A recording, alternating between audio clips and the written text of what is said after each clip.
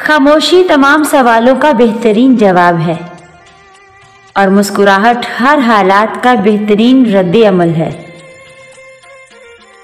कभी भी खुद को इतना कीमती मत समझना कि हर कोई तुम्हें दिल से निकाल दे, क्योंकि जिस चीज की कीमत ज्यादा होती है उसे लोग छोड़ देते हैं।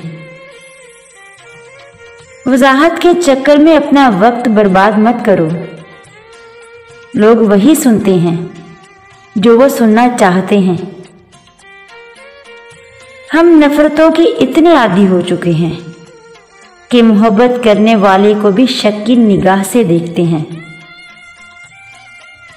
इंसान को थोड़ा सा सख्त दिल होना भी जरूरी है, वरना पुराना जख्म भरता नहीं कि लोग नया जख्म दे जाते हैं।